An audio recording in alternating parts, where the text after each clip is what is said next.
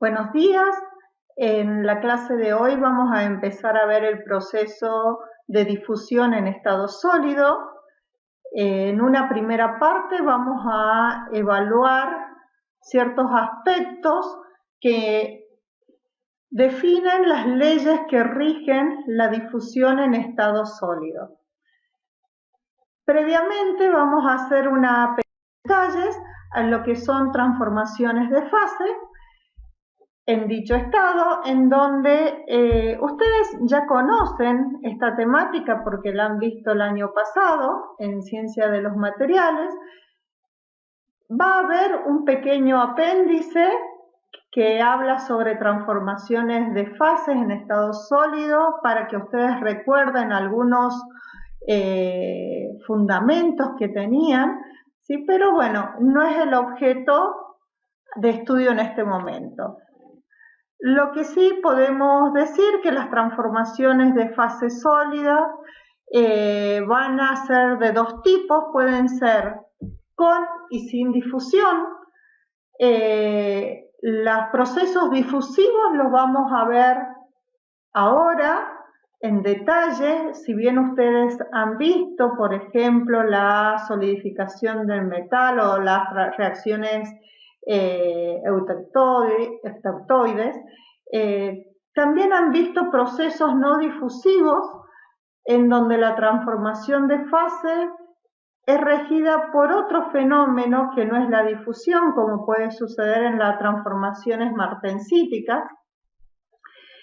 Y bueno, ya ustedes conocen todo lo que es tratamiento térmico, el perfil de temperatura y tiempo, es decir, las curvas TTT, ya las han visto, las han evaluado, conocen la cinética de los procesos que están involucrados, transformación, temperatura y tiempo, ¿sí? Y bueno, saben que la cinética es una parte de la física que estudia la dependencia con el tiempo de las transformaciones de fase, es decir, con qué velocidad se llevan a cabo las mismas. También han visto algunos tipos de tratamiento térmico y han evaluado en su momento cómo influye el análisis del perfil temperatura-tiempo para obtener una microestructura determinada en diferentes materiales, sobre todo metálicos. Ahora nosotros nos vamos a abocar en lo que es la transformación por difusión, en donde un factor importante que interviene es el tiempo. ¿Y por qué decimos esto? Porque la mayoría de las transformaciones en estado sólido no son instantáneas, sino que llevan un largo tiempo para que se produzcan, pero hay formas de acelerar esos tiempos, ¿sí? Para eso necesitamos ver cuáles son los factores que influyen en el proceso difusivo, qué tipo de mecanismos hay y también las leyes que rigen el proceso de difusión.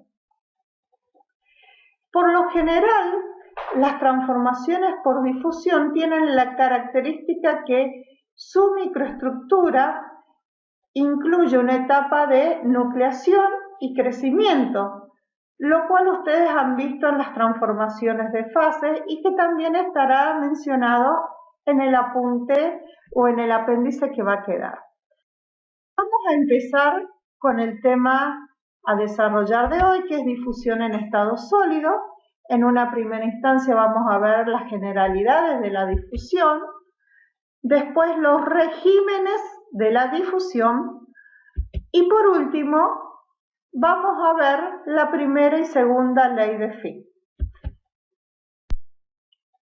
Comenzando con las generalidades de la difusión, podemos decir que es un mecanismo de transporte de masa, es decir, de materia a través de la materia. ¿Qué vamos a ver acá? Que hay movimientos de átomos y dependiendo si esos átomos y moléculas se mueven a mayor o menor velocidad, si por los espacios que se mueven son grandes o chicos, vamos a tener distintos mecanismos. Esto está ligado íntimamente al estado de la materia. Por ejemplo, si yo quiero hacer difundir gases, vamos a ver que la difusión de gases es muy rápida. Si yo tengo gas en gas, evidentemente se produce una mezcla homogénea de los gases porque la difusión es altamente rápida. Los líquidos ya tienen un movimiento más lento en donde las interacciones atómicas empiezan a potenciarse. Sin embargo, en estos procesos realmente se pueden llevar a un tiempo acotado. Tengo que tener en cuenta que tanto líquidos y gases pueden difundir dentro de sólidos y en ese caso yo tendré que diferenciar cómo es el proceso difusivo en ese caso, que pueden estar regidos por las leyes de Fick, en el caso que tenga poros grandes y el gas sea denso, o puede ser un proceso Knudsen, en donde los poros son mucho más pequeños y yo puedo decir que el tamaño del gas es mayor con lo que respecta al diámetro que tiene el poro. Y también puedo tener en ese caso, cuando hay gases en sólido, una difusión superficial. La cosa interesante es cuando la difusión se produce de un sólido dentro de un sólido. Cuando nosotros tenemos un sólido, los átomos están unidos por enlaces. Esos enlaces por lo general son fuertes y son difíciles de romper. Por lo tanto, lo que vamos a ver es que solo las vibraciones térmicas en las posiciones de equilibrio van a poder generar cierto movimiento de átomos cuando yo eleve la temperatura. Mientras la temperatura sea baja, es muy difícil que se provoque el movimiento de los átomos. Ustedes ya saben que a 0 Kelvin los átomos no se mueven. Hasta el día de hoy no se ha podido llegar a esa temperatura que, si recuerdan, es el cero absoluto. Entonces, es importante estudiar este fenómeno porque nosotros vamos a ver las transformaciones de fase en estado sólido a través de procesos difusivos y cómo van a influir diferentes factores sobre el mismo. Entonces, en este caso vamos a tener la difusión de átomos dentro de una red cristalina, el cual tiene enlaces, va a haber huecos, es decir, sitios que han quedado por la estructura que tiene la molécula, que hemos considerado que está hecho como una estructura de bolas rígidas. Esos huecos no pueden aumentar grandemente de tamaño, entonces eso va a condicionar mucho el tipo de difusión que se produzca. Empecemos con definir qué es la difusión, entendiéndose como tal un movimiento de átomos en un material con el fin de eliminar una diferencia de concentración y llegar a una composición homogénea y uniforme. Este objetivo es muy difícil de obtener cuando hay difusión de sólido en sólido. Sí se puede obtener de gas en gas o gas en líquido o líquido sólido, ¿sí? Cuando el sólido se puede disolver, pero es muy difícil, yo diría imposible o necesitaría un tiempo infinito para lograrlo en estado sólido-sólido. ¿Qué tengo que tener en cuenta acá? Que acá los que se mueven son átomos y o defectos, ¿sí? Recuerden los defectos, ya después los vamos a ver, pero ¿qué tenemos? El defecto principal que se puede mover es la vacancia, ¿sí? Que se desplazan dependiendo la energía de excitación que tiene, es decir, que yo necesito una energía de activación o una energía térmica que haga que se desplace esos átomos o huecos, ¿sí? Por lo tanto, evidentemente ya estamos viendo que existe una gran dependencia de la difusión con la temperatura. ¿Qué partículas van a poder difundir? Aquellas que a una determinada temperatura alcancen esa energía umbral o la puedan superar, de tal forma que puedan generar un salto, ¿sí? Entonces, el número de partículas que van a poder difundir va a ser n, que es la cantidad de partículas inicialmente que tengo, por E elevado a la menos energía de activación por R y P. ¿Qué es esta expresión? Nada más y nada menos que una variación de una expresión tipo Arrhenius, ¿sí? En donde es la energía de activación que voy a necesitar, o la energía mínima para poder generar el movimiento. R es la constante de los gases o la constante de Boltzmann, dependiendo si estoy expresando en mol o por átomo, ¿sí? Y T es la temperatura absoluta. Entendiendo que la difusión es un proceso dependiente de la temperatura, en la cual un flujo de masa puede cambiar de posición respecto a sus vecinos cercanos, nosotros vamos a tener que ver no solo la energía térmica que está actuando sobre él, sino también una fuerza impulsora, que en este caso será un gradiente de concentración. Pero no solo puede actuar como fuerza impulsora un gradiente de concentración, sino que puede ser un gradiente eléctrico, magnético, la presencia de un gradiente de tensiones. Es decir, que esa fuerza impulsora va a ser todo aquello que obligue a que los átomos cambien su respuesta y en este caso cambien de posición. Bueno, por ejemplo, esto es un ejemplo muy común del proceso difusivo. Seguramente también es un dibujo que han visto previamente, en donde ¿qué tenemos? Dos materiales sólidos en contacto, ¿sí? Tengo dos placas, níquel puro, cobre puro.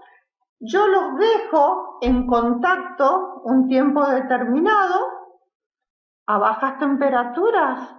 Yo podría decir que el movimiento de los átomos es despreciable. Pero a medida que aumenta la temperatura, ¿qué va a pasar? Van a empezar a difundir cada uno en el seno del otro material, provocando que se genere una aleación, en este caso de cobre y níquel, ¿sí? La cual va a depender de la distancia. ¿Qué vemos? En este pedazo de cobre, ¿sí? Vamos a ver que va a ir bajando la concentración, ¿sí? Hasta que en una parte se mezcla, empieza a mezclar con el níquel, que correspondería a esta parte que está acá. Lo mismo sucede con el níquel. Tengo níquel, en esta zona no hay níquel y empieza a bajar la concentración hasta que un punto empieza la mezcla de ellos. Entonces, la composición va a depender de ¿qué? De la distancia que recorran esas partículas y muchas veces del tiempo. En este caso hemos considerado que el tiempo es infinito, es alto, ¿no? Entonces, si yo considero que el tiempo es infinito, lo que estoy haciendo es volverlo de cierta forma independiente del tiempo, ¿no? Pero la composición es dependiente, es decir, es dependiente de la distancia o de la penetración. Bueno, vamos a empezar con la difusión en estado estacionario, que está descrita por la primera ley de Fick. ¿Qué es lo que vamos a estudiar acá? Primero que todo vamos a considerar el sistema en forma macroscópica, por lo tanto podemos decir que normalmente la difusión es tiempo dependiente. Eso nos indica más o menos una noción de la velocidad con que se produce el movimiento. Cuando nosotros hablamos de flujo, ya en física ustedes han conocido este término. Flujo se define como la cantidad de materia por unidad de área y unidad de tiempo. Esa cantidad de materia puede estar dada por átomos, moléculas, moles, concentración, el área. Lo más común es tenerlo en el sistema internacional, metros cuadrados, y el tiempo, idem, que sería en segundos. Entonces, el flujo lo que me está dando es una idea de la cantidad de materia que se va desplazando de un lado al otro. Para poder describir este desplazamiento de materia, vamos a definir la primera ley de Fick. La primera ley de Fick, yo estoy considerando que tengo un sólido A, llamado A, que no se mueve, pero que hay otro B que sí se mueve dentro de A. Por eso acá dice solo B se mueve dentro de A. Que está en estado estacionario, o sea, las condiciones son estacionarias, por lo tanto el flujo es independiente de la posición y del tiempo. Esto implica que no existe acumulación de materia, ¿sí? Es decir, la cantidad que tengo antes del proceso, a medida que va evolucionando, va a ir traspasando el material, ¿sí? Pero no se queda acumulado. Entonces, de acuerdo a la definición de flujo, el flujo decimos que es directamente proporcional a la variación de la concentración respecto a la posición, esta ecuación que está acá, ¿sí? En donde, según lo que habíamos visto recién, acá cantidad de materia por unidad de área, cantidad de materia por unidad de área, lo puedo definir como la derivada del número de moles en función del tiempo, y el área la puedo considerar constante, ¿sí? Ese flujo va a ser igual, lo voy a transformar en una igualdad de esa proporcionalidad introduciendo una constante, que es D, en donde D se denomina coeficiente de difusión o de difusibilidad. Verán que me queda una expresión donde el flujo es igual a menos D por la variación de la concentración con respecto a la posición. Ya veremos por qué es menos D y qué significa la variación de la concentración con respecto a la posición. Bien, ¿cuáles son los regímenes de difusión? Los regímenes de difusión podemos tener dos tipos. Una difusión en estado estacionario, que es la que acabamos de ver, de enunciar con la primera ley de Fick, en donde el flujo no es función ni de la posición ni del tiempo, y un estado no estacionario que sí va a depender de la posición y del tiempo, ¿sí? En ambos casos podemos ver que el coeficiente de difusión puede ser independiente de la concentración o dependiente de la concentración. Nosotros siempre vamos a tomar el caso más sencillo, que es aquel que sea independiente de la concentración para poder evaluar mucho mejor y no tener tantas variables en el sistema. Bien, analicemos la primera ley de Fick. En la primera ley de Fick, según lo que habíamos escrito recién, dijimos que el flujo era la cantidad de átomos o de materia que atraviesa un área perpendicular por unidad de tiempo, y esto era igual a menos una constante que era el coeficiente de difusión o de difusibilidad por la derivada de la variación de la concentración con respecto a la posición. Si nosotros vemos acá, este cociente, esta derivada, es decir, la variación del número de moles con respecto al tiempo, me está indicando cuántos átomos atraviesa ese área por unidad de tiempo. ¿Sí? Ya hemos definido D. Esta derivada que tengo acá de la concentración con respecto a la posición se llama gradiente de concentración, y que para nosotros, en este caso, va a ser nuestra fuerza impulsora la que provoca que se produzca el movimiento. ¿Y qué es lo que me está diciendo ese signo menos? El signo menos me indica que el transporte de materia va a ser opuesto al gradiente de concentración. ¿Sí? Entonces, fíjense acá que yo estoy considerando que SD es la forma más simple, no depende de la posición, no depende del tiempo, ni depende de la concentración. ¿Sí? Bueno, hemos dicho que el flujo era igual a la cantidad de átomos que atravesaban el área perpendicular que tenían al frente por unidad de tiempo, y eso era proporcional al gradiente de concentración. También dijimos que la constante de proporcionalidad que transformaba en igualdad era el coeficiente de difusión y la difusibilidad. Entonces, el flujo era igual a menos el coeficiente de difusión por el gradiente de concentración. Esto que está acá, yo lo puedo expresar de esta forma que habíamos visto recién, por la definición de flujo, y si yo doy resolución a los extremos de esta integral que tengo acá, le doy los límites, me queda de esta forma. Es decir, que el flujo va a ser igual a menos el coeficiente de difusión por la diferencia de concentración dividido la distancia de penetración o el camino recorrido.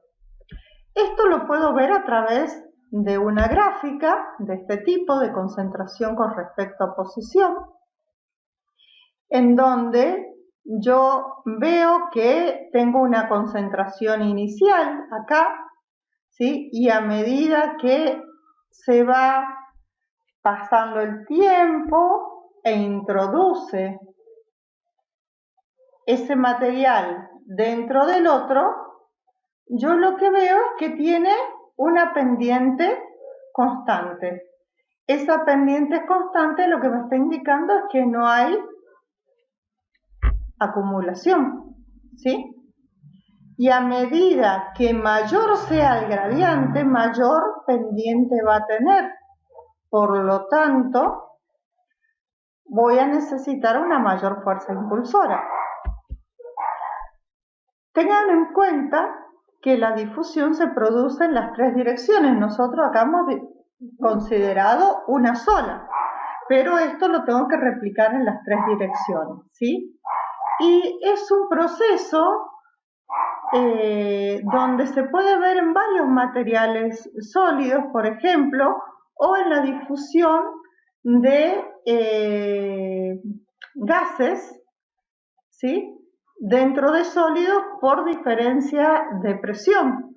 Por ejemplo, si yo tengo un catalizador, una lámina de paladio, en donde yo quiero hacer difundir el hidrógeno, ¿sí? Vamos a tener que en este caso, como es muy pequeña el tamaño del gas que está difundiendo, va a hacerlo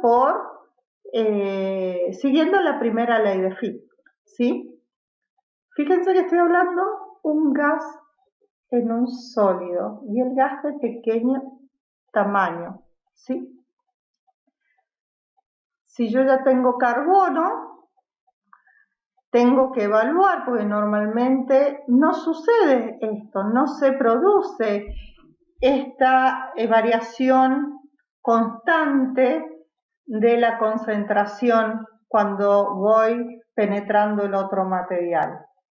Por ejemplo, si yo hago un proceso de carburación, yo veo que no puedo predecir linealmente a tantos milímetros dentro del material qué composición voy a tener de carbono. No me va a servir porque yo lo hago linealmente y cuando hago un análisis microestructural veo que esa composición no se cumple. Entonces, ahí yo tengo que ver qué está sucediendo. Bueno, analicemos un poco el coeficiente de difusión y la difusibilidad que tiene. El coeficiente de difusión o de difusibilidad va a depender ¿de qué? De la sustancia A, que es la sustancia estática, digamos, la sustancia B, que es la que va a difundir dentro de A, y también de la temperatura. Es decir, que en estos parámetros vamos a tener la respuesta de cómo va a ser esa difusión. Quiere decir también que va a depender de la estructura cristalina que tenga A, porque no es lo mismo una estructura cúbica simple en donde yo tengo cierto grado de compacticidad, o una estructura cúbica centrada en las caras o cúbica centrada en el cuerpo, ¿sí? O hexagonal, compacta. O sea, cuando más compacta sea la estructura, más difícil va a ser el proceso de difusión. Por eso dice que depende de la sustancia que es estática y también de la sustancia que va a difundir, es decir, del tamaño, del estado que esté, si es líquido, sólido, gaseoso, si presenta o no defectos la matriz huésped, si estoy trabajando a bajas temperaturas, a altas temperaturas, etc. ¿Sí? Nosotros vamos a tomar en consideración que el coeficiente de difusión es independiente de la concentración, por lo tanto que no hay acumulación, ¿sí? Me daría esta pendiente, o sea, siempre decrece en la misma forma. Ahora, si hubiera una acumulación, es decir, si el coeficiente de difusión también dependiera de la concentración, yo vería que deja de ser proporcional y tiene esta forma, ¿sí?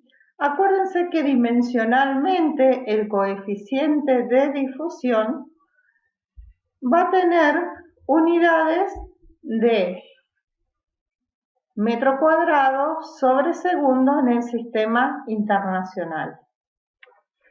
Obviamente que puede estar en un submúltiplo de ellos, es decir, en centímetro cuadrado por segundo, en nanómetro cuadrado por segundo, ángstrom cuadrado por segundo, dependiendo en la escala que me estoy moviendo.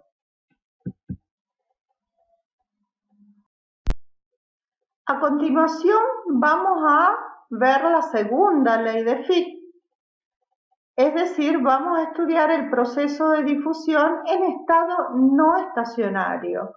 ¿Qué quiere decir que está en estado estacionario?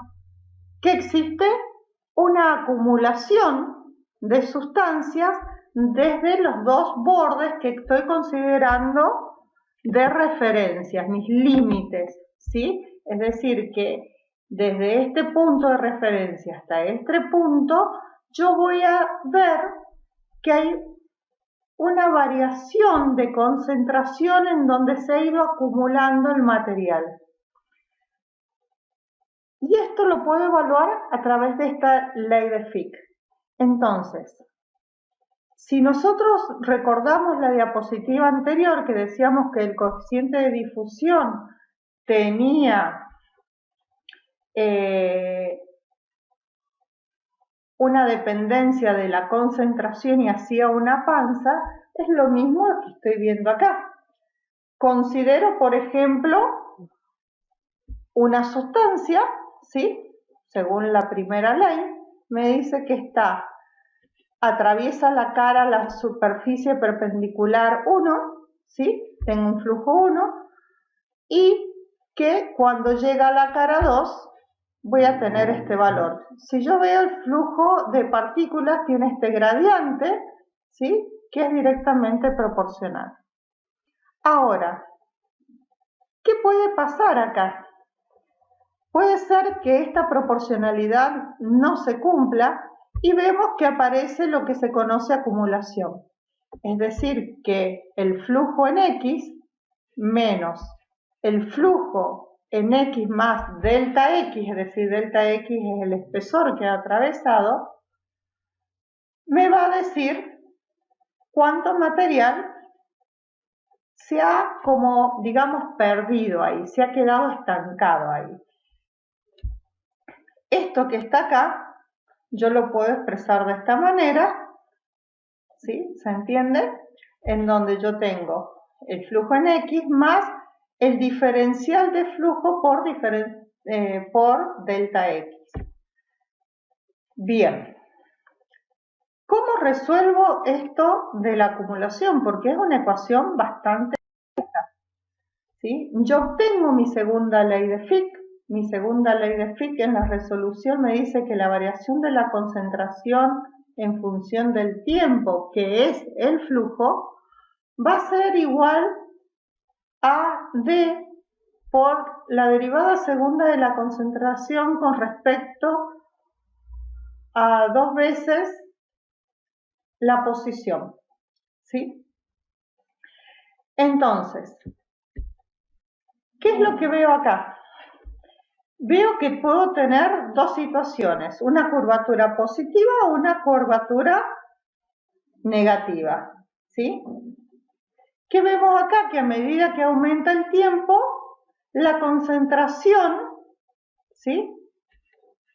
Va aumentando en el sentido que va penetrando más.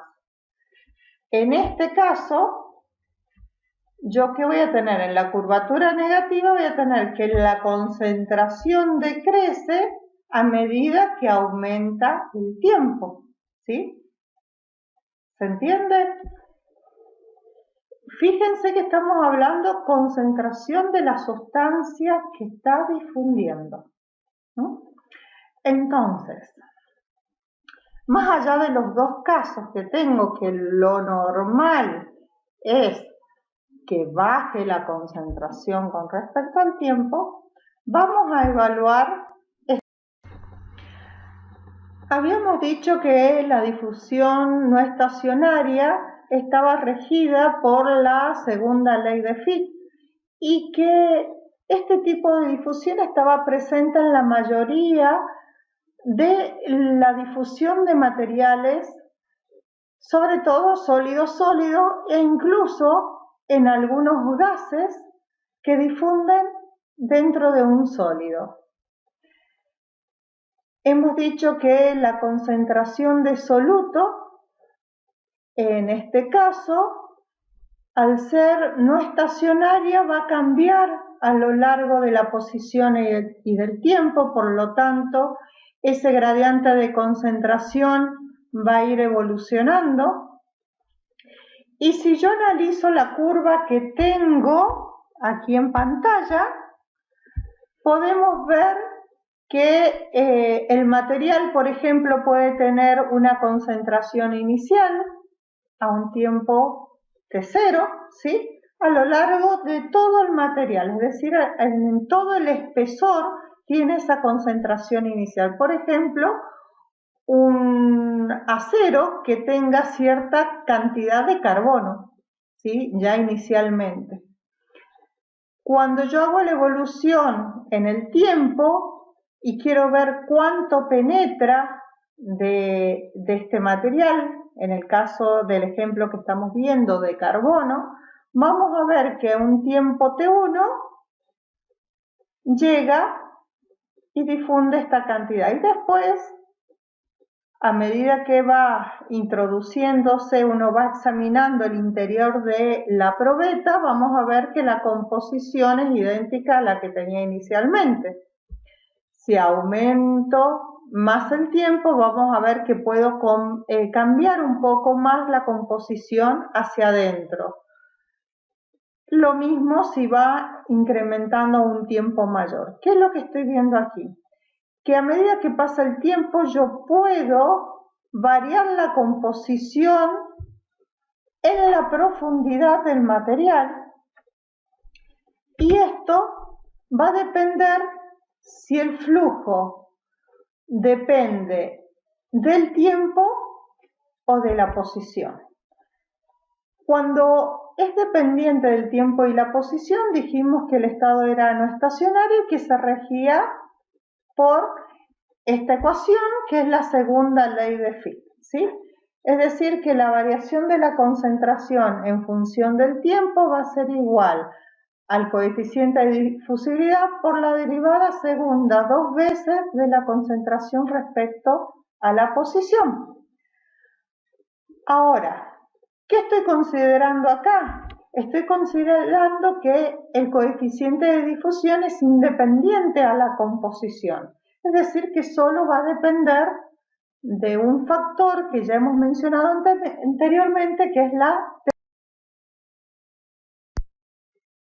Bueno, ahora vamos a ver la resolución de la segunda ley de Fick, en donde acabamos de ver cómo evolucionaba el perfil en función de la posición a lo largo de diferentes tiempos, y consideramos que el coeficiente de difusión era independiente de la composición, por lo tanto yo lo puedo sacar fuera de esta ecuación diferencial. Esto va a hacer mucho más fácil la resolución. De todas formas, es compleja, es una resolución estadística que tiene la siguiente forma, en donde vemos que la concentración en función de la posición y del tiempo va a ser igual a una constante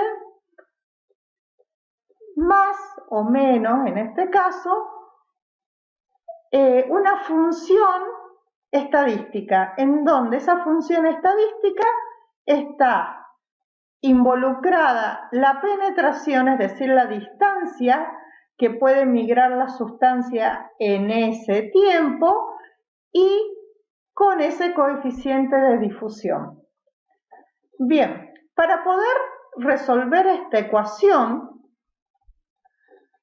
que está presente en la mayoría de los materiales, en la difusión de los materiales, vamos a tener que determinar las constantes dadas por las condiciones de contorno, es decir, definir cuáles son las condiciones iniciales, finales que tengo tanto del soluto como de la matriz donde se va a producir la difusión. Entonces voy a considerar en primer lugar que los materiales son ideales, por lo tanto A y B van a ser igual a 1. Voy a considerar que la concentración inicial para una distancia infinita, es decir, bien alejada del punto de inicio de la difusión, es igual a la concentración inicial que tiene la matriz. Y voy a decir que CS va a ser la concentración que tengo en la superficie, es decir, que va a ser igual a la concentración del material que va a difundir. Y CX es la concentración a la que yo voy a llegar luego de determinado tiempo, o si quiero que penetre X distancia. Entonces me queda esta ecuación que estamos viendo acá, donde ya resolví las condiciones de contorno, ¿sí? Es decir, esta parte. Y ahora me queda resolver esta función estadística. Esa función estadística que está acá se llama función de error gaussiana. Evidentemente viene de la resolución de la ecuación de Gauss y de la campana de Gauss. Entonces, bueno, vamos a ver cómo hacemos. Porque nosotros no nos vamos a poner a resolver esto. ¿Qué es lo que vamos a ver? Vamos a tratar de ver estos valores a través de tablas. O sea, ya hay una resolución de las tablas, ¿sí? Entonces, fíjense, yo tengo acá la resolución de la ecuación de Fick. Tengo las condiciones de contorno. Esto que está dentro de la función error gaussiana, es decir, las variables que están ahí, le vamos a llamar z. Y yo voy a encontrar en los libros una tabla de z y el error de la función gaussiana de z. Entonces, yo puedo ver que cuando z es chico hay muy poca variabilidad, pero a medida que z es grande, los valores se van haciendo grandes de la función error y se van aproximando a 1, ¿sí? Es decir, que se hace mayor. Acuérdense que el mayor valor que puede tomar una curva de Gauss es 1. ¿Sí? Entonces, bueno, una vez que yo pueda hallar z, o sea, teniendo las concentraciones que ya hemos mencionado antes, y cuánto vale la función error, yo puedo decir cuánto vale z, y yo sé que z es esto, y si no lo voy a interpolar. ¿Y qué puedo hallar con z? Puedo hallar la distancia, el tiempo o el coeficiente de difusión dependiendo de los datos que me esté preguntando y qué tengo de datos en el problema. ¿Sí? Entonces, vamos a utilizar este tipo de tablas para la resolución de estos problemas.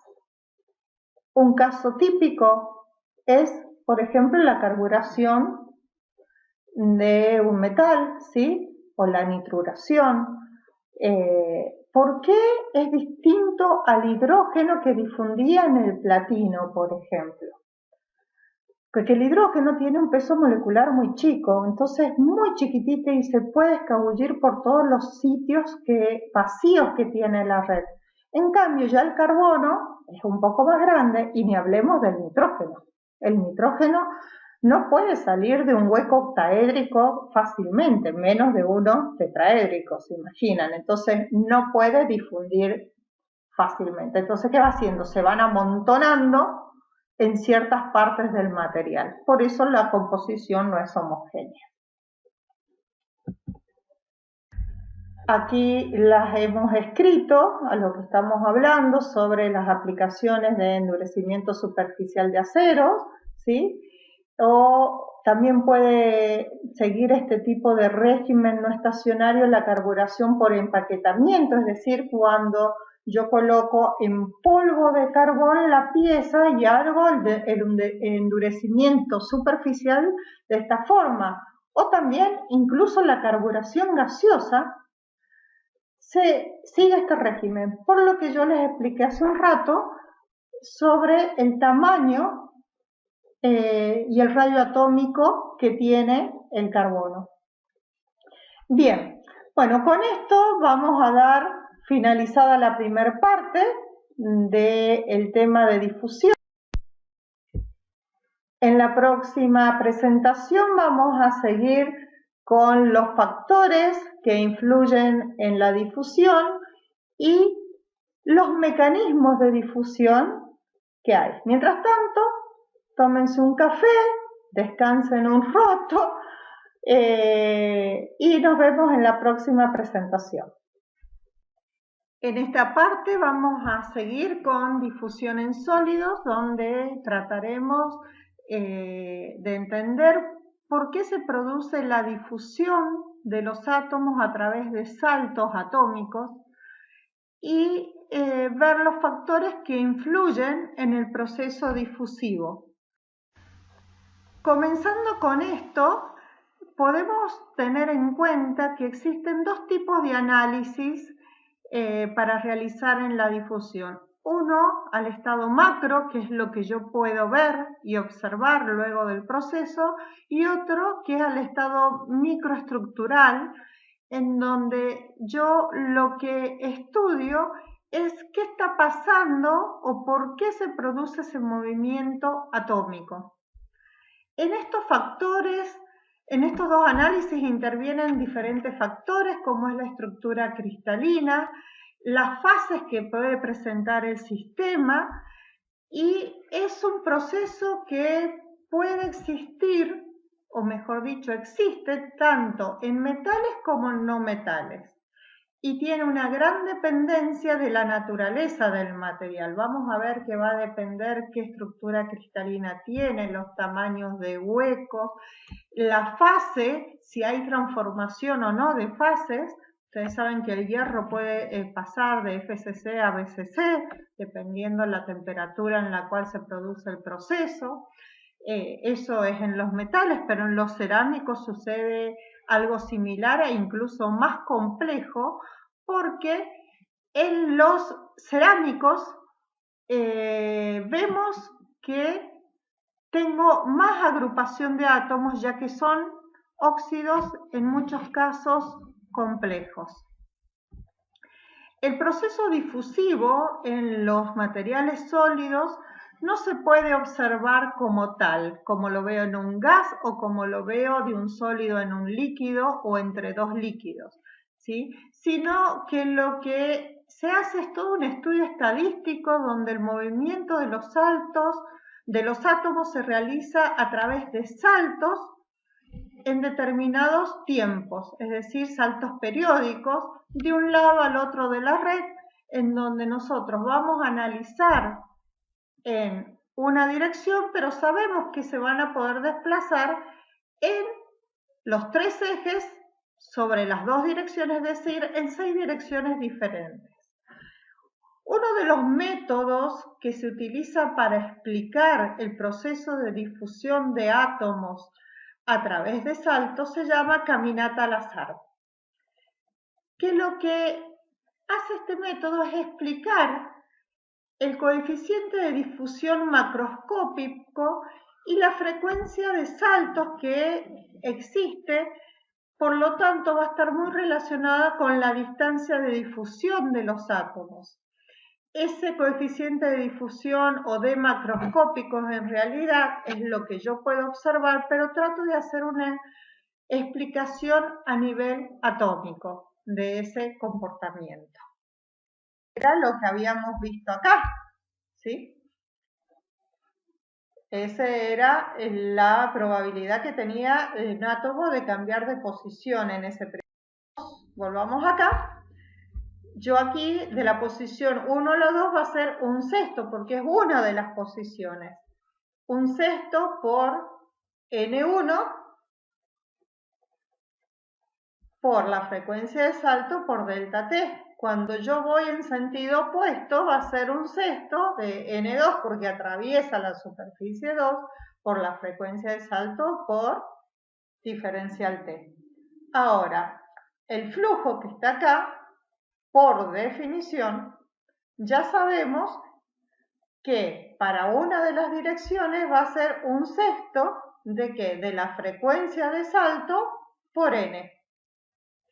Entonces, nosotros sabemos que la concentración, por lo que habíamos puesto inicialmente, va a ser igual al número de moles que tengo sobre beta. Entonces, ¿qué voy a tener acá? Yo voy a tener que el flujo va a ser igual a un sexto, reemplazo, ¿sí? N por su igual, que está acá. O sea que me queda beta multiplicando a C, beta multiplica C, ¿sí? ¿Se entiende acá? Por la frecuencia de salto por la diferencia de concentraciones, porque yo estoy tomando concentración 1 y concentración 2, que está reemplazando a que al número de moles que tengo en 1 y 2. Entonces, ¿qué es lo que tengo acá? Yo sé que esa variación de concentración va a ser igual a ¿qué? A menos beta, ¿sí? Por la variación de la concentración respecto a la posición. Entonces yo puedo reemplazar esta igualdad y ponerlo acá. Por lo tanto, ¿qué me queda? Que el flujo, ¿sí? Va a ser igual a ¿qué? A un sexto de beta al cuadrado por la frecuencia de salto por la variación de la concentración con respecto a la posición. Esto que está acá siempre se mantiene relativamente constante, en donde esto me está diciendo en una dirección. Si yo lo multiplico por 6, me va a dar el total. Entonces yo voy a tener el coeficiente de difusión. El coeficiente de difusión se define como la distancia al cuadrado que tiene la distancia de salto, que nosotros la estamos tomando como el parámetro de red o la distancia que separa dos átomos en sí, por la frecuencia de salto. Bien, esto es muy estadístico. Veamos ahora cómo podemos relacionándolo en una escala microscópica y considerando que el átomo está moviéndose de un sitio al otro de la red, ¿sí? Esto solo va a pasar si, o solo si, se cumplen las siguientes cosas. Primero, que hay una posición reticular vacía, es decir, si tengo un átomo, otro átomo no va a poder ocupar ese lugar, por lo tanto, tengo que tener una posición vacía, ya sea el lugar de un átomo o un hueco. También tengo que tener en cuenta que el átomo que está saltando debe tener suficiente energía vibratoria para poder romper el enlace y distorsionar la red durante el desplazamiento, porque así sea muy chiquito, muchas veces no pasan como en un tubito, sino tienen que mover los enlaces, los tienen que estirar como si fueran elásticos. Entonces yo necesito que tenga esa energía suficiente para poder romperlo o, en todo caso, distorsionar los enlaces, ¿sí?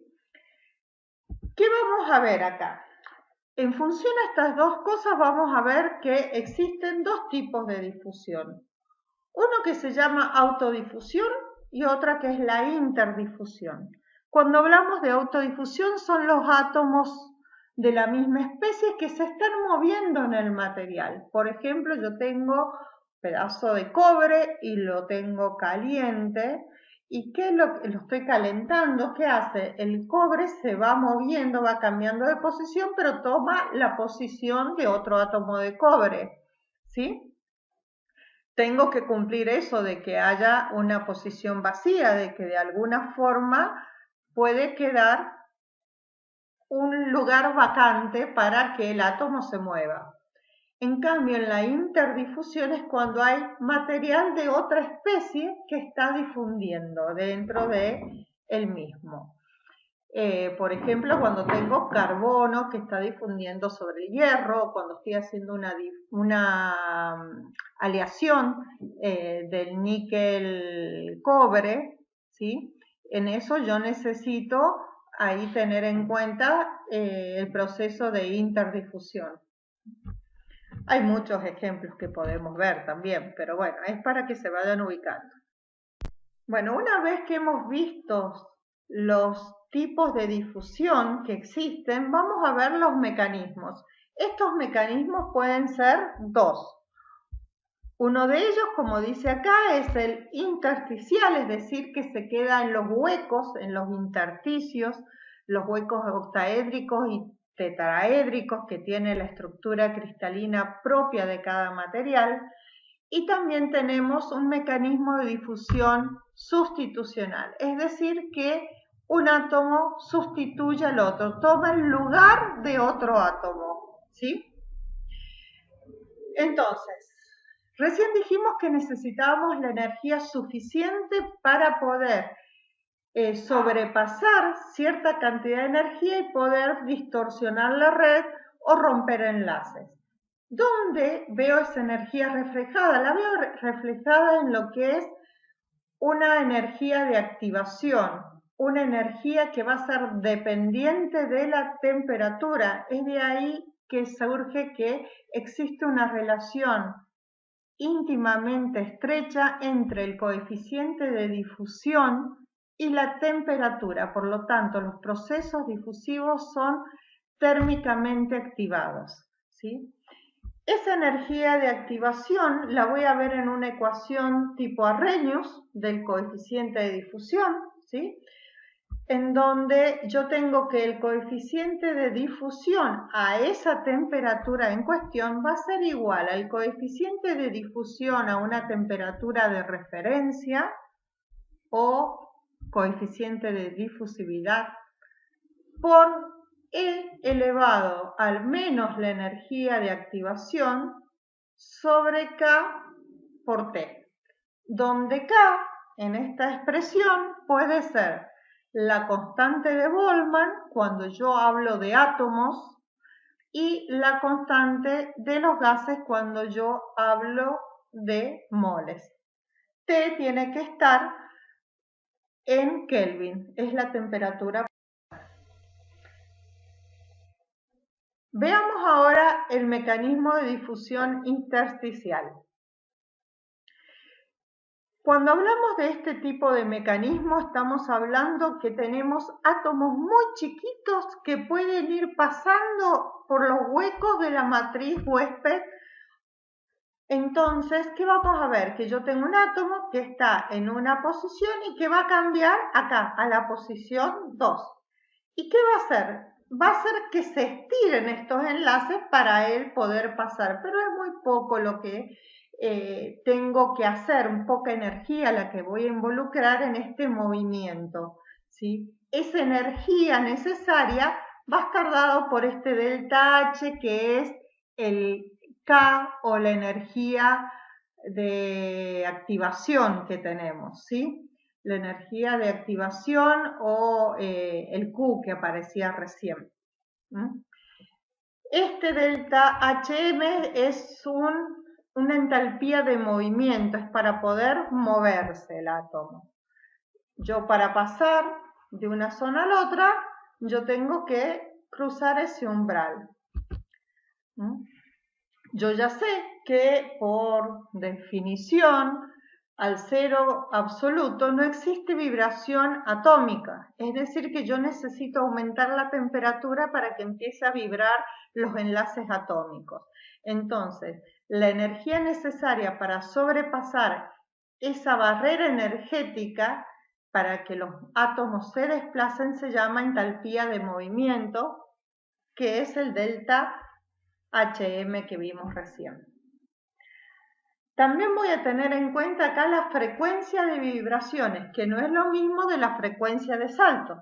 La frecuencia de salto que vimos era el número sucesivo de saltos en un tiempo, mientras que las frecuencias de vibraciones, cómo vibran, cuántas veces se mueve el enlace por unidad de tiempo, ¿sí?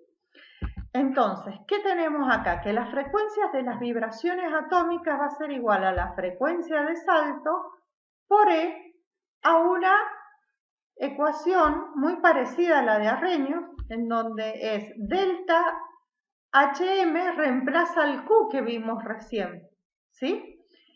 Sobre KT. Es decir, que es una ecuación de tipo Arrhenius. Por lo tanto, la frecuencia vibracional es dependiente de la temperatura también. Bien. Y esa delta HM, como les dije recién, es la energía de activación. Pasemos al otro mecanismo, que es el mecanismo de difusión sustitucional. ¿Qué necesito? Primero que todo, tener un lugar vacío, ¿sí? Si yo no tengo un lugar vacío, el átomo no va a poder meterse ahí. Por lo tanto, sustitucionalmente, en este tipo de difusión, yo voy a tener átomos de un tamaño mucho más grande que el caso anterior. En el caso anterior teníamos, por ejemplo, el hidrógeno, los gases que tienen número atómico muy chico que pueden difundir. Ya lo habíamos visto en la otra presentación a eso. Pero bueno, acá tenemos átomos más grandes y necesito un átomo que se haya ido de la matriz. Fíjense, este átomo va a saltar acá, hay un hueco, pero evidentemente estos dos están unidos, van a tener que separarse, ¿sí? Fíjense, yo tengo un átomo acá y se tiene que pasar acá a la cara esta. Y bueno, tengo que atravesar todo esto, ¿no? Entonces, ¿qué es lo que necesito acá? Si necesito un lugar vacío es porque necesito la existencia de un defecto que ustedes lo conocen, que es una vacancia, ¿no?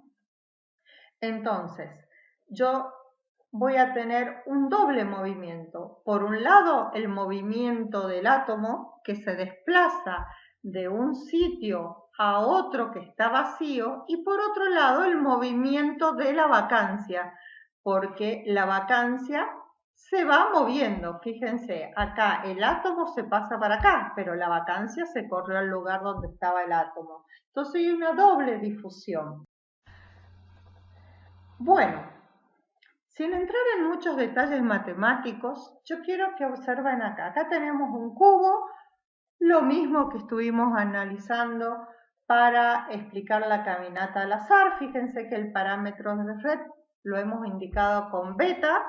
Acá tengo un átomo y acá tengo una vacancia en este lugar, en esta cara. Entonces quiero moverlo, ¿sí? Yo ya sé que la concentración va a ser igual al número de átomos o número de moles, como lo estemos viendo. Acá vamos a hablar de átomos, sobre volumen. Tengo un átomo que se va a mover en un volumen dado por el cubo que forma ese parámetro de red, ¿sí?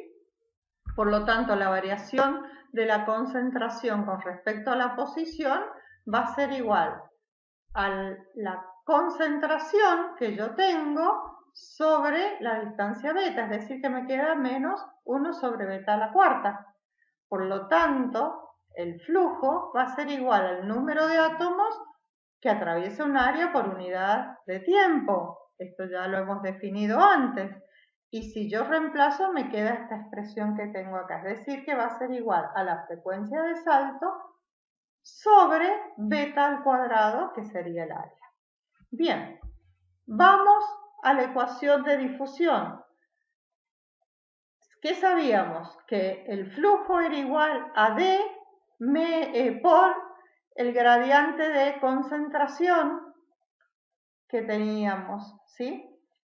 Y negativo porque iba opuesto al gradiente. Entonces reemplazo J. J es esto que está acá. El gradiente es esto, lo reemplazo, o sea, acá lo tengo, lo reemplazo, me queda esto. ¿Qué hago? Cuando simplifico beta al cuadrado con beta a la cuarta, me queda frecuencia de salto por beta cuadrado. Frecuencia de salto por beta al cuadrado era D, ¿se acuerdan? Como D lo quiero hacer dependiente de la temperatura, lo reemplazo en la ecuación tipo Arrhenius. Entonces puedo obtener lo mismo, ¿sí? Fíjense acá que lo que estoy haciendo es una energía de activación de movimiento que tengo acá en el intersticial. Se movió de una posición a otra. Algo que quiero aclarar, porque si no se puede confundir. Yo acá, en este ejemplo, he considerado que tengo un sitio vacante. ¿Por qué? Porque estoy considerando que el átomo que difunde es muy pequeño, ¿sí? Pero no es que hay una vacancia, es por eso, es una suposición, ¿sí? Porque si no nos podemos confundir con el mecanismo de difusión sustitucional. Estamos hablando del intersticial, ¿sí? Entonces, pasa sin ningún problema a este lado. Veamos qué pasa en el mecanismo de difusión sustitucional. Ahí sí voy a tener un átomo del mismo tamaño, voy a considerar el mismo gráfico, pero que el átomo va a un lugar que está vacío, ¿sí? Ahí tenemos que la probabilidad que se produzca un salto le vamos a llamar alfa, por ejemplo, un número. Y esa probabilidad de salto va a implicar dos cosas. Primero, que tenga la energía suficiente para saltar, es decir, un delta HM, una entalpía de movimiento.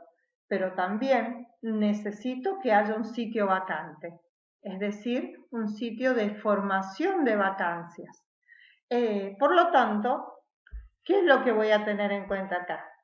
Que la frecuencia vibracional va a ser igual a la frecuencia de salto por un componente que corresponde a la presencia del sitio vacante más un componente que corresponde al salto, ¿sí? Saco factor común, me queda una ecuación de este tipo. Si hago un análisis similar a la difusión intersticial, yo voy a tener que D es igual a la frecuencia de salto por beta cuadrado y lo puedo reemplazar acá. Esto sería el de 0, ¿sí? Pero ¿qué es lo que tengo acá? Yo lo que tengo son dos energías que intervienen, es decir, que yo la podría escribir como menos la suma de estas dos, ¿sí? ¿Queda en claro la diferencia que hay entre una y la otra? Por más que el dibujo diga a veces vacante en el otro lado o sitio disponible vendría a ser. ¿Sí? Bien. Vamos a seguir. En esta tabla quiero que vean las energías de activación, es decir, los delta H, ¿sí? Que tanto calculado como experimental cuando yo tengo una difusión sustitucional. Entonces, fíjense que yo tengo, vamos a buscar el puntero, ¿no? Oro, en donde tengo que la energía para formar la vacancia, ¿sí? Es 97 kilojoules. En este caso, yo voy a tener una energía de movimiento de 80, por lo tanto, la energía total que yo necesito, el Q total, va a ser igual a 174. La plata sucede exactamente algo similar, ¿sí? Por lo tanto, si yo quiero mover oro dentro de una matriz, ¿sí? Yo tengo que tener en cuenta qué matriz es, porque en la otra voy a tener otro valor de delta HF, ¿sí? Pero sí voy a tener en cuenta, por ejemplo, el delta HM, la entalpía de movimiento de esto, ¿sí? Entonces, bueno, hay que tener en cuenta esto, se combinan de los dos materiales. En esta gráfica podemos tener los dos mecanismos de difusión superpuestos para poder analizar qué sucede con sus energías, que recién lo hemos visto en forma separada. Fíjense, esta gráfica que está por debajo con la línea cortada corresponde a la difusión intersticial. La apertura de los átomos, el estiramiento de los enlaces es muy poco para pasar de una posición a otra, ¿sí? Por eso es más baja. En cambio, en la difusión sustitucional o por vacancias, es decir, yo tengo hueco, yo necesito más energía para mover y para poder generar esa vacancia que voy a tener dentro de la estructura. Bueno, sigamos acá. Comparemos los dos coeficientes de difusión. Acá los podemos ver claramente. Tengo las dos ecuaciones escritas, ¿sí? Y fíjense los valores de los coeficientes. En el caso de una estructura de hierro FCC, el carbono tiene una difusión intersticial. Si tengo una difusión intersticial a 1000 grados, yo voy a tener un coeficiente de difusión que da 3 por 10 a la menos 11 metros cuadrados sobre segundo. Veamos cuando yo tengo una sustitucional. La sustitucional dijimos que necesito una vacancia. ¿Y dónde va a estar la vacancia? La vacancia va a estar en la misma matriz, en la matriz de hierro.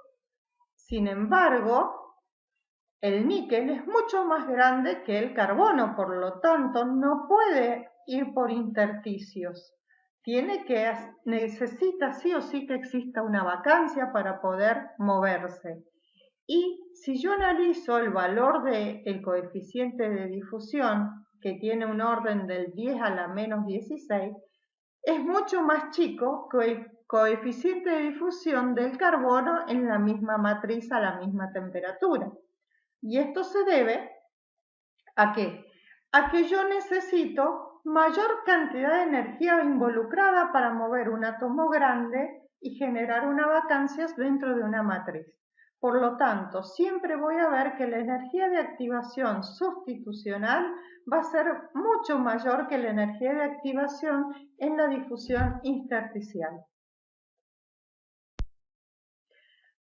Anteriormente, en la clase pasada o en la presentación pasada, vimos que existían dos leyes que regían la difusión, que eran las leyes de Fick, en las cuales veíamos a través de la primera ley que no existía acumulación, mientras que con la segunda ley se producía un cierto valor de acumulación del material que está difundiendo, que no tiene nada que ver con el mecanismo que sigue, es decir, si es una difusión ya sea intersticial o sustitucional, ¿sí? Son cosas diferentes. También la difusión va a cambiar en función a dónde se produce. Si se produce en la superficie, en los bordes de grano o dentro del material, en el bulk o volumen, ¿sí? Bueno, en ese caso vemos que cuando menor es la energía de activación que tiene, mayor va a ser la difusibilidad que hay. Veamos acá. Si yo miro, este es un gráfico tipo Arrhenius, ¿sí? La temperatura en los gráficos tipo Arrhenius, para donde aumenta, para allá, y para donde baja, para aquel lado, porque es 1 sobre T. Este es el coeficiente de difusión. Por lo tanto, fíjense que si yo aumento la temperatura, se hace más grande el coeficiente de difusión. Por lo tanto, al hacerse más grande, su valor se hace más chico, ¿sí? En exponente negativo.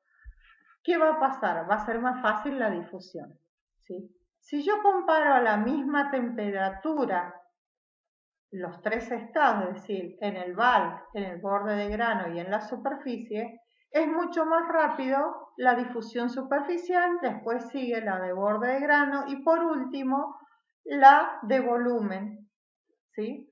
O la de red que se le dice. Entonces, eso lo tengo que tener en cuenta.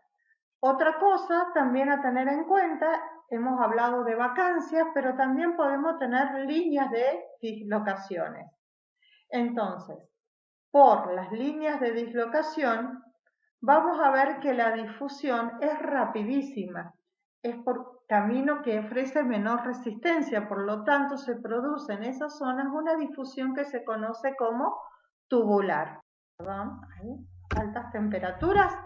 Se comporta como si fuera un monocristal, pero a medida que yo voy bajando la temperatura, el coeficiente de difusión cambia, ¿sí? Se hace más aplanado. ¿Y qué quiere decir que es más aplanado? Es mayor o menor que el verde. Este que está acá arriba, el D se está haciendo cada vez más grande, ¿sí? ¿Se entiende hasta ahí? Entonces la difusión es mayor a bajas temperaturas en un policristal que en un monocristal.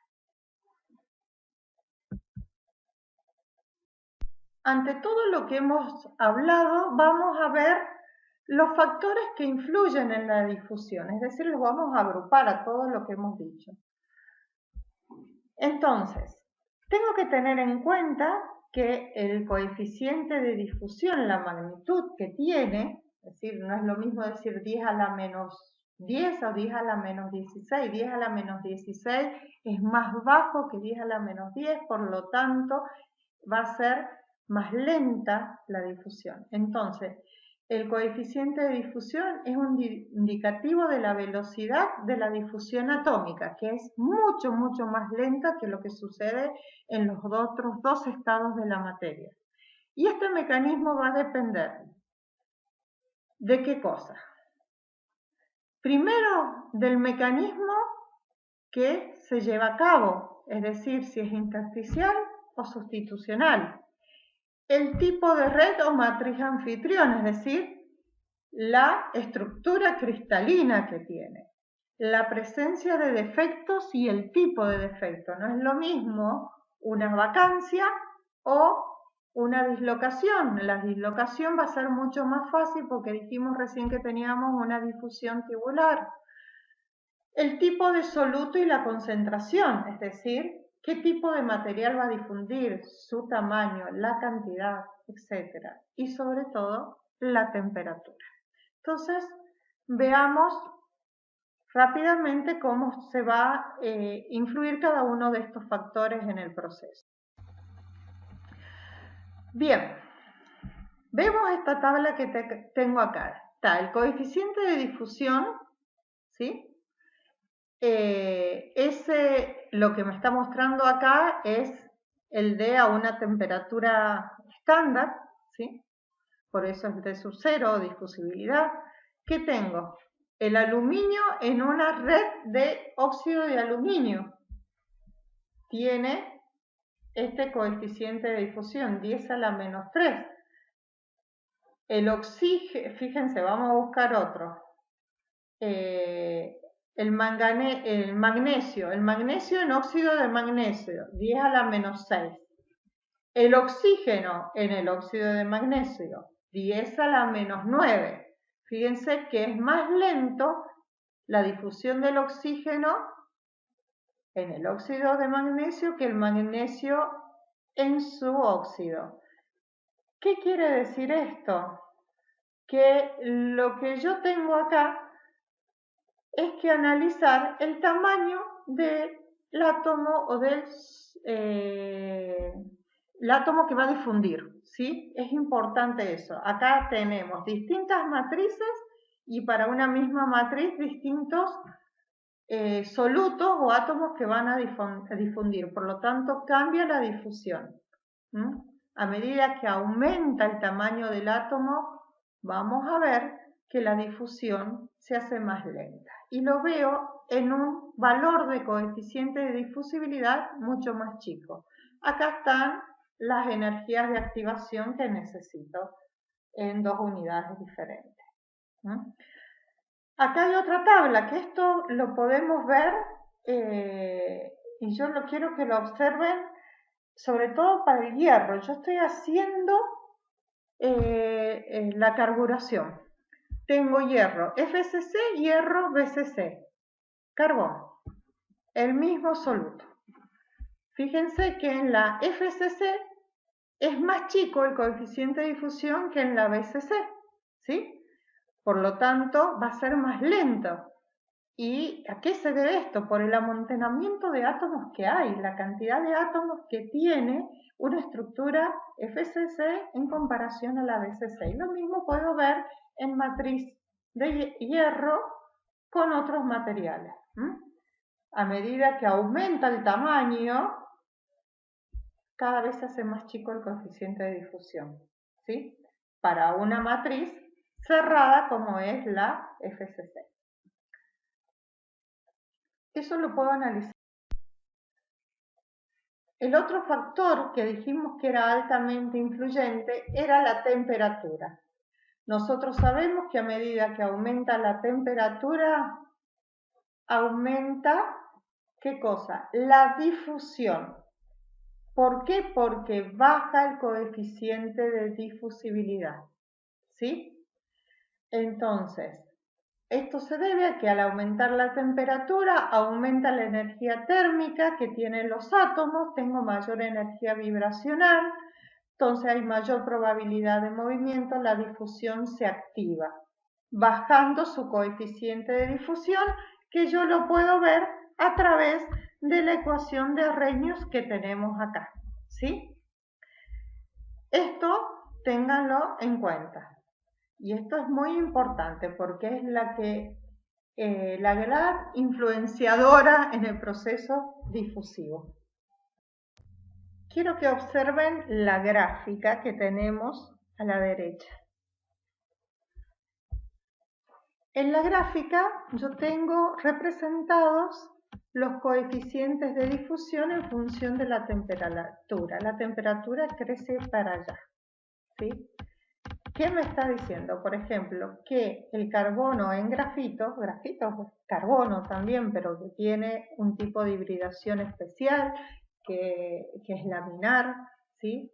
Entonces, la temperatura aumenta para acá. A bajas temperaturas no voy a tener difusión de carbono en grafito, las tengo a altas temperaturas. Acá tienen, fíjense, la temperatura está arriba en Celsius, ¿sí?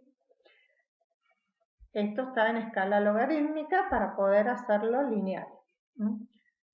¿Qué tengo?